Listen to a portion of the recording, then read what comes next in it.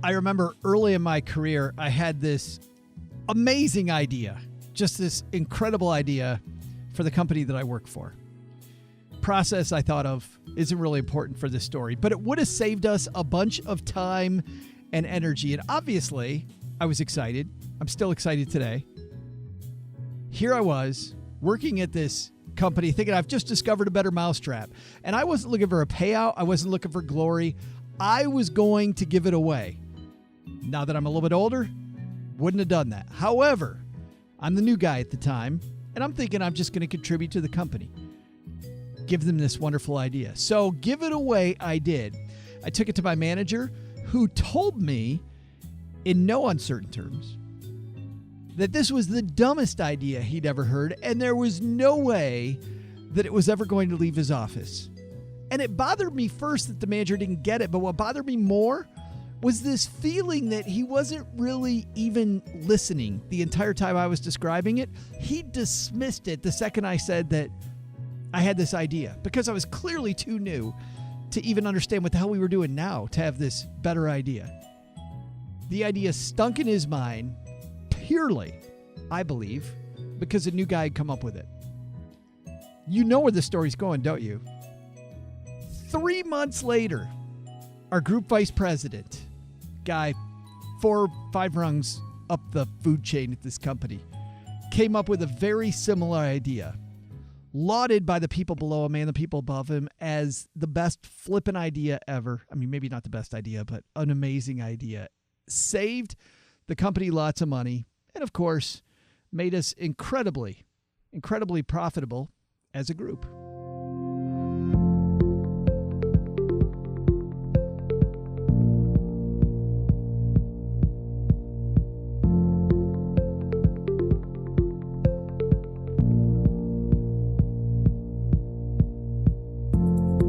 Live from my mom's half-finished basement in Detroit, Michigan, just outside of Detroit, Michigan. Hey there, Stackers. I'm Joe Saul-Sehy, Average Joe Money on Twitter. Welcome to Money in the Morning, the show where we go over not one, but 2 financial headlines ripped from the press. And we don't just read them like some podcasts do, like putting you to sleep. No, we don't do that.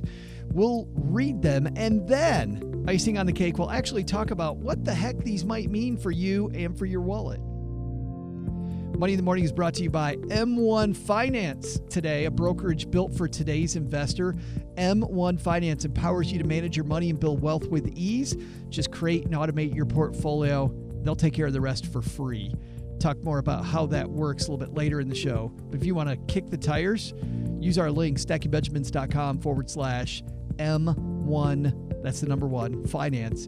And if you use our link and you decide to use them, guess what? They send us a thank you for sending you their way. And that's how we keep podcasting. So thanks to everybody who's done that when they've chosen M1 Finance. All right. 2 great headlines today. Talking a lot about companies today, company stock, company actions. So whether you're an investor or you're somebody who's just excited about the next big thing, we've got you covered on today's show. So Laura, why don't we get this party started, huh? Who needs coffee when you have Money in the Morning headlines? She said that before, but I still think I need coffee. I mean, no offense to my headlines, still need the coffee. This piece comes to us from CNN Business, written by Nathaniel Meyerson.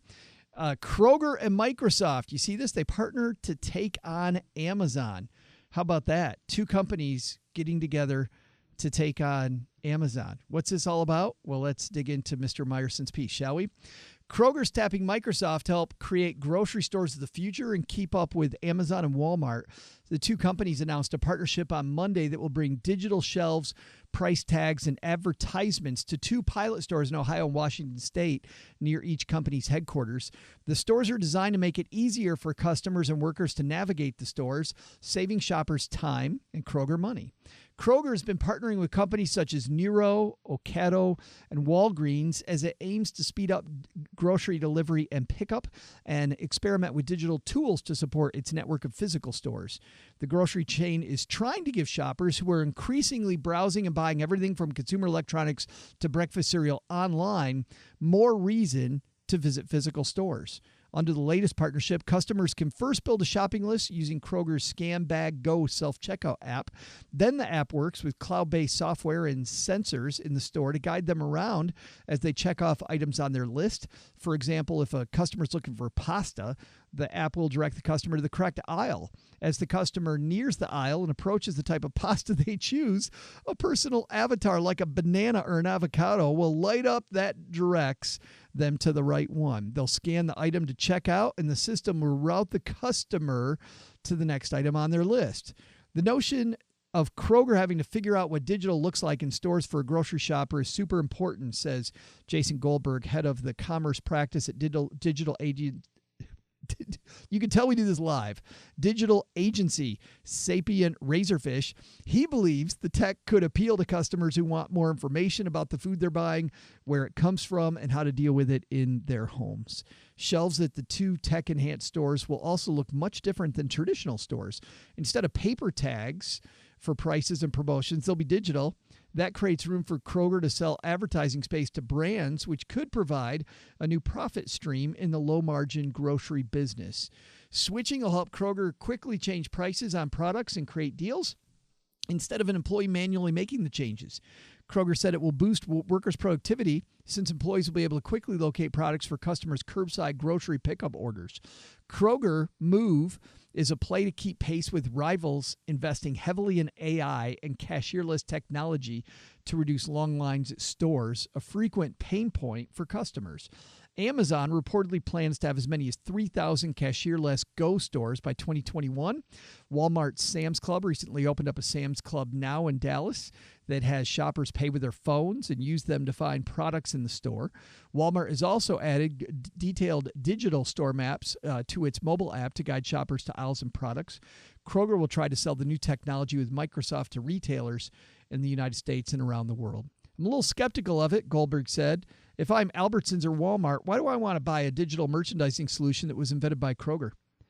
It's funny that that piece ends there because we all know that Amazon sold their technology and ability to do it and bring people online to competitors, including, by the way, Toys R Us, who they very famously, in the book The Everything Store, were very much accused of just ripping off Toys R Us. And I'm not sure that they actually finalized the claim that that's exactly what happened, but strong indicators were that Amazon agreed to set up an online store for Toys R Us and then basically stole all their data and made sure that they always had lower prices than Toys R Us had, helping them go out of business more quickly. I don't know whether that actually happened or not. That was just in the book. Very, very strong allegations of that. So I guess that is right then. Another reason why you might not want to have your competitor do that. But that's not really why I wanted this piece. I mean, obviously, I think that this partnership is unique. I think it's interesting to see Kroger innovate to keep people coming into their stores. You know, you start thinking to yourself, if things aren't going the way that you want, how do I fix this? How do I use what I'm already good at and bring my skill set to bear on my community in a different way, right? I mean, if you're somebody that has a trade and your trade's no longer useful, what do? You go back and you reinvent yourself a little bit, don't you? I mean, it's the same thing here for Kroger. Kroger's going through a reinvention process. And for those of you that haven't reinvented yourself or thought about what's next for your industry, I think that what Kroger's doing is incredible and is something that we should all think about. Where is our industry headed? How do we stay ahead of that curve? And not just stay ahead of our curve for there's the carrot and the stick, right? Not just stay in front of things for the stick to make sure we keep our job, but how do I become best in class, best in my industry? I think that's where the excitement is. And I also think if I'm also thinking about being best in class or best in industry, I'm no longer thinking about keeping my job. I think that if you're just thinking about keeping your job, you're probably doing it wrong. It's not great. By the way, let's talk about what Kroger did here, partnering with Microsoft, because I think this is also an interesting piece that we can take to us. A lot of the time, we think that we have to come up with a solution ourselves, don't we? We have to come up with this great idea. And yet, Microsoft wants more market share. Microsoft wants to help Kroger compete, especially against Amazon. You kidding me? I mean, Amazon, Google, and Microsoft compete in a lot of different spaces. So anytime Microsoft can work with a company to help them become more competitive against Amazon, I think they're going to do that.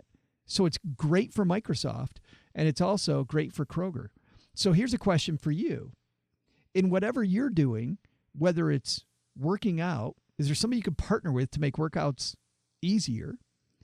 Or with your business, is there another business you could partner with to make business easier? Does somebody have a synergy that's going to help you be more competitive? I think we often think that we can't do things that way. We have to do it ourselves, right? And I think that's a myth. I think this idea, you read about Elon Musk, and don't get me wrong, Elon Musk, brilliant dude. But when you look at what goes on at Tesla, at SpaceX, at the Boring Company, you look at anything Elon Musk is involved with, he's got smart people around him. This myth of the Lone Ranger, I think is pretty sexy, but I think it's wrong. I think that partnerships allow you to move a lot faster. And this is to me, it's a pretty exciting partnership. We'll see if Kroger's able to make this work for them. Obviously, not sure how it's going to work, but stay tuned for more. We noticed, because, my spouse Cheryl and I are not always on the bleeding edge of technology. I like being on top of fintech, but when it comes to grocery shopping, like I see these, they carry it out to I can just park and they can carry my groceries out to my car. I can see groceries coming to my house. I get that. I also get going in and getting groceries. This middle ground, I've never tried it. I don't know. Has anybody used one of these apps yet before, or used Amazon Go stores? I'd be curious if somebody here is live on Facebook watching. I'd love to hear about your Amazon Go store experience and how you liked it. Of course, there you're going in, right? I mean, my understanding of the Go store, you go in and you're just picking stuff up and I think taking it out, and it's magically charging you. I have no idea. I've never been in one. But I think anytime that you're innovating, it's a great thing. All right, that's our first headline.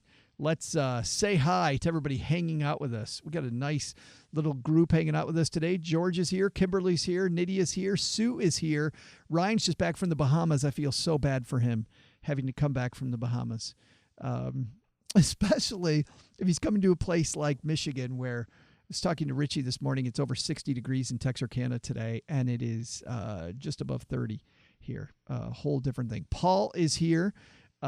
Freezing in LA. Heather is hanging out with us while she's working out. Zizi is here. John says his favorite habit is to synergize. I think it's a great habit. Kelly's here. Hey, Kelly.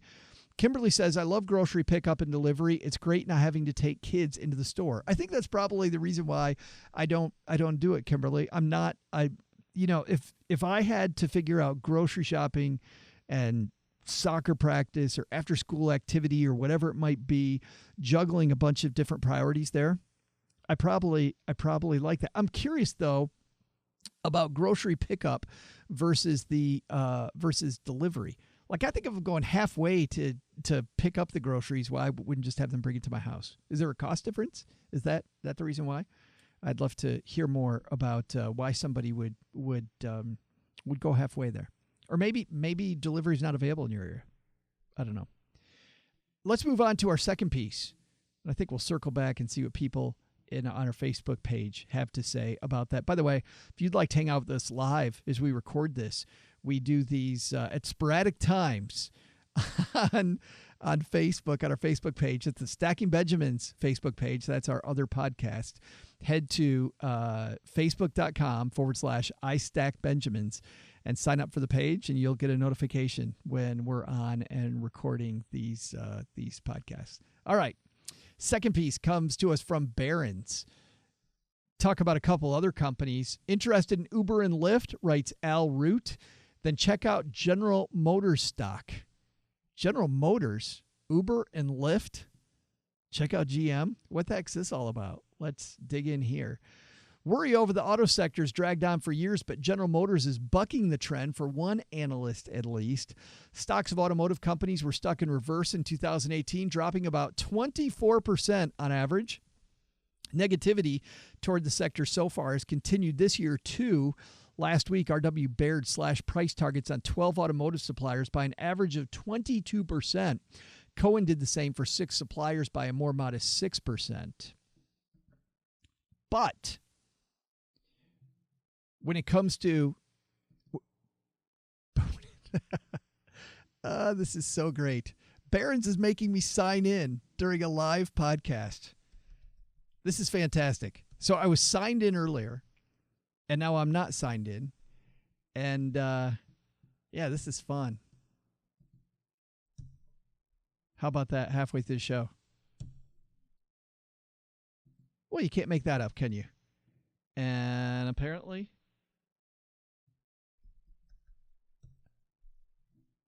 I am not bringing up the password. This is awesome. There's a first for everything when you do these live, and that's a first. Okay, there it is. How about that? Let's continue, shall we?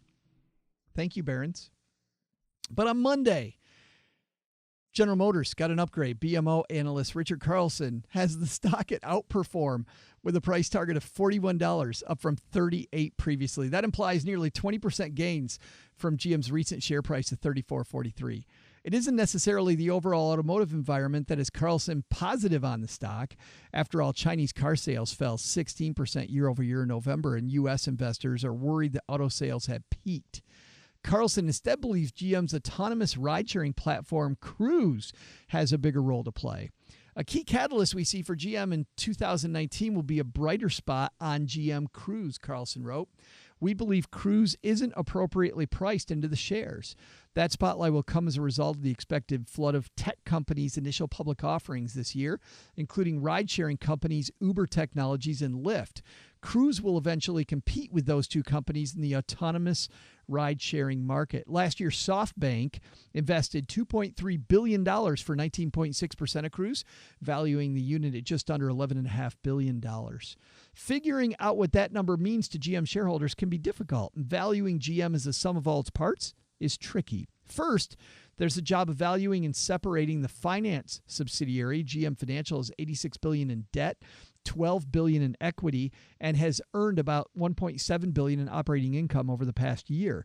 Then GM has also had a $90 billion pension plan that is 84% funded. Typically, pension plans over 80% funded on a GAAP, generally accepted accounting principles basis, don't usually create a near-term cash drag on the plan sponsor. In other words, at that level of funding, pensions can largely be ignored for valuation purposes. If Cruise, which is actually consuming about $1 billion of cash each year, is worth $11.5 billion, then Barron's estimates that just the automotive arm is trading at about 2.4 times the unit's EBITDA, earnings before interest, tax, depreciation, amortization, and that's a low multiple. S&P 500 trades for about 10 times 2019 estimated EBITDA. However, automakers typically don't get rich valuation multiples since the industry is notoriously capital intensive and competitive. All right, man, do we got to explain a lot of stuff there. We talk about valuation multiples. That's how many years the company's going to have to make the same amount of money to actually justify the stock price. And because things are so labor intensive and machinery intensive, you find that the multiple is very low. In other words, companies from year to year going to have massive changes to whether they'll be profitable or not. So they don't project these companies very far in the future, meaning that auto companies trade at a lower price. We talked a few weeks ago about price to earnings ratio, PE ratios, and the higher a P ratio is, generally the riskier a stock is. But it's hard to compare an automotive company for this very reason. We're talking about valuation. Hard to compare an automotive company with, let's say, we talked about Microsoft earlier, right? Microsoft's going to trade at a much higher multiple because of the fact that the technology is going to be much less intensive on all of the industrial machinery stuff that it takes for a company like General Motors to exist. So it's interesting thinking about a company like Cruise, which is much more in the technology industry, competing against Uber and Lyft in the autonomous vehicle sector. you know what? I don't know if GM will be a good trade or not. And number one, if we're going to get to what's the point of this piece, and I'll link to the rest of it. By the way, the piece continues on, and I'll link to it in my Average Joe Money Twitter feed.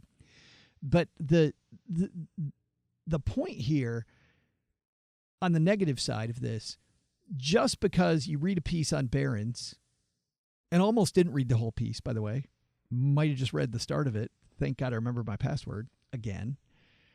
But when it comes to this piece, and it comes to a single analyst, don't believe something just because an analyst says it's great. You got to learn how to run the numbers on a company. And what's cool is it's not that hard if you want to get into individual stocks. And for most people, you don't even need to get into individual stocks. Just buy an index, because an index is a great way to stay diversified. You don't have to follow it all day long. You don't have to know what's going on with an individual company. So because an analyst says, look at GM, and they see it going up while all other analysts still see this sector kind of as an ugly sector to be in, don't believe it. And I know in our head, in our human brain, you see something like this, you go, oh, opportunity. Maybe, maybe not. Frankly, probably not. But if you're going to decide to invest in this, I would do my own research. I wouldn't just follow what an analyst says. But that's not why I wanted to bring this piece to your attention. The reason I wanted to talk about this is because of a couple things. When it comes to investing, if you are going to invest in individual stocks, it's often the second domino play, the one that you don't see coming, that often is a fantastically undervalued play. And once again, I'm not advocating General Motors stock. I'm just saying that if you look at the obvious play in a sector, you're usually missing the real way that professionals look at a lot of trades. Professionals will often say, okay, first domino, every person in the street already knows, so that's already priced in. But if that thing happens, what's the next domino? What's the next thing that's going to happen? And in this case, General Motors Autonomous Vehicle Division, so overshadowed by what General Motors is doing, right? We talked about them a few weeks ago with cutting labor cost, cutting a lot of the company, cutting white collar workers. There's so much of that going on that this whole thing is in the background, and it's not an area that people are looking at. If you're going to trade individual stocks, that's important. But also, it's not just that. It also is in our own life. When it comes to finding a solution to a problem, it isn't always the obvious solution. If you give the solution a little more time, the second domino is often your answer when it comes to the solution to a problem.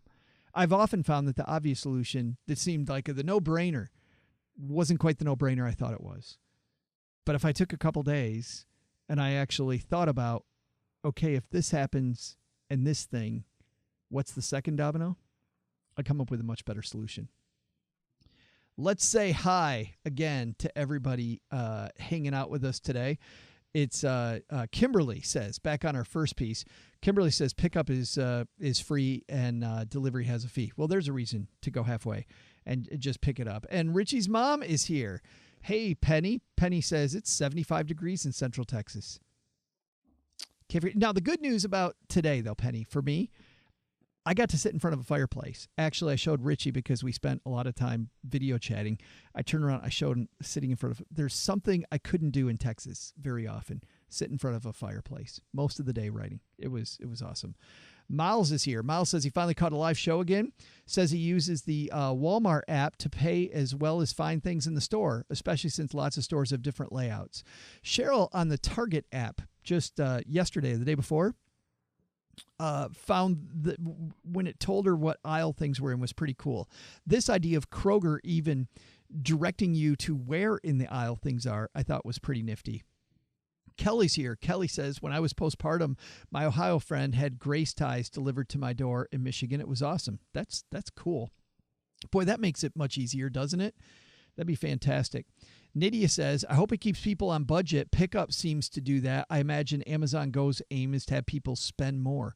Well, if I get rid of the pain point the idea of having to check out, and I can just easy breeze pick something up and it just naturally comes off my credit card or whatever method I'm using to pay. Absolutely, I'm going to buy more. Imagine it's already so bad going into the store hungry. Imagine how bad it would be with this. Crazy. Jason's here, said you gotta love live TV. That was funny. That was, never had that happen. Hope that doesn't happen again. Might stay away from Barron's Pieces. They're gonna lock me out because I spent 20 minutes outside of it. John says, what's your valuation multiple? Yeah. Stacking Benjamin's valuation multiple is about 1/2, John, maybe 1/4, right? People are wondering if we're going to make it through the show based on what's happened so far. So who the hell knows? That's great. Yeah, good stuff. George says, so Cruise is an Uber from GM and it's not factored in their stock price. According to this person, it's not factored fairly. They don't think it's factored enough into GM stock price. So while it's a piece of GM, this particular analyst says GM stock may go up as we get closer to autonomous vehicles because of how well GM's Cruise division's designed. By the way, not the first article I've seen talking about how cool the Cruise technology is and how well they're competing in the autonomous vehicle area. Not the first piece I've seen there. But it does always seem to never get the sexy press that Uber and Lyft get, or Google, looking at the autonomous vehicle market. All right. In just a second, we're going to try to tie these two things together. General Motors, Uber, and Lyft. And on the other side, Microsoft pairing up with Kroger. How the heck are we going to do that? I'll show you in just a second. But first, I promise you I'd tell you a little more about M1 Finance. M1 Finance is my favorite brokerage company, not because of the fact that it's free, which is the reason why you see in the silly Facebook groups, people talk about M1 Finance. Oh, it's free. You should go there. No, that's not the reason to do it. Frankly, when they had a tiny fee before, studies show that having the fee, I'm not even going to get into that. That's just not why I like it. The reason I like it is this. You can develop these pies. And the cool thing about a pie is that the key to your success as an investor long-term is by sticking with your asset allocation, keeping your things diversified appropriately. So with a pie, you can set up percentages. I want 30% of my money in international stock, 50% of it in large cap US stock, and then 20% in small cap stock and, whatever. I set up my diversified portfolio the way I think is best. And then I hit one button and I automatically rebalance. Obviously, over time, those different investments are going to move at different rates. Some may go down, some may go up. They may all go down like they have lately, but they go down at different speeds. And if I rebalance those percentages, that is a big key to my success. In fact, Bloomberg, when they used to have a magazine, Bloomberg said that rebalancing took, quote, guts of steel, but it's the key to your success.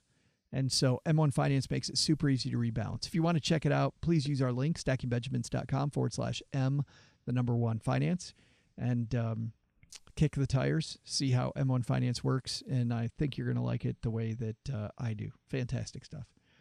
Well-designed company in the fintech space. Competing against the big boys. I like that. All right, let's have our big idea and call this a day, shall we? So we started off talking about Microsoft and Kroger. And then we moved to Uber and Lyft, but then the second domino idea of General Motors, right? And we talked a little bit about what those mean to you, about when it comes to Kroger and Microsoft, maybe this idea of the Lone Ranger isn't a great idea. Maybe we have to get a little creative, and coming up with a partnership is a much better place to be. In fact, this idea of the Lone Ranger anyway is incredibly sexy, but isn't real. Partnerships are a great way to move ahead faster. And Kroger and Microsoft, I don't know if it's going to work or not, but it's going to help Kroger move much, much faster to compete against Amazon, Walmart, and the like. On the other side, Uber and Lyft, out front when it comes to autonomous vehicles. But if we're an investor and we're thinking about autonomous vehicles, General Motors has one too, actually doing pretty well, called Cruise. Cruise is an area that people don't usually look at. A much more creative person looking at the second domino is going to maybe win the day. Who knows?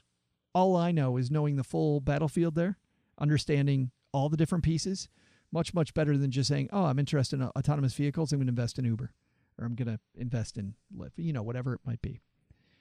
But the point here is this. Often what I've seen when we talk about business is creativity gets poo-pooed. The creative person. In fact, I used to write specifically for creative people, and creative people would always tell me, they're like, oh yeah, business. I don't have a head for business. You know what? Creative people in the area of business, phenomenal, fantastic. Because teaching somebody numbers are something you can learn. Creativity, much more difficult, because for some people, there's a stigma around being creative. Like, we shouldn't be creative. We shouldn't get outside of the box. Doesn't that make you want to puke, by the way? Step outside the box. Let's have an out-of-the-box solution. But when it comes to creativity, we don't give it a lot of credence until it's successful. But I think creativity in business, I think it's a match made in heaven. I think you could think about much more creative ways of investing, of partnering, of doing your job better, and I think that'll go a long way for you. That's our big idea for today, guys. Thanks for hanging out, everybody in Facebook. This was an awesome, hopefully one-of-a-kind time when we had just, I can't believe I got locked out. All right, go stack some Benjamins. We'll see you next time back here at Money in the Morning. Money in the Morning is created by Joe Saul-Sehy and comes to your ears because of the collective genius of our producer, Richie Rutter-Reese, engineer, Caden Thompson, and a pack of very well-trained ferrets here in the basement. You'll find links to all of our headlines featured on today's show in Joe's Twitter feed at @AverageJoeMoney. I know you already know this too, but Money in the Morning is for entertainment purposes only. You shouldn't act on anything recommended by a bunch of entertainers in a basement without first consulting with your financial advisor, and second, having your head examined. Have a headline you'd like us to discuss? Send them to joe@stackingbenjamins.com or put them on our Stacking Benjamins Basement closed Facebook group. This show is copyright 2018 Stacking Benjamins LLC, all rights reserved. I'm Joe's mom's neighbor, Doug, and I reserve the right to always say, we'll see you next time back here on Money in the Morning.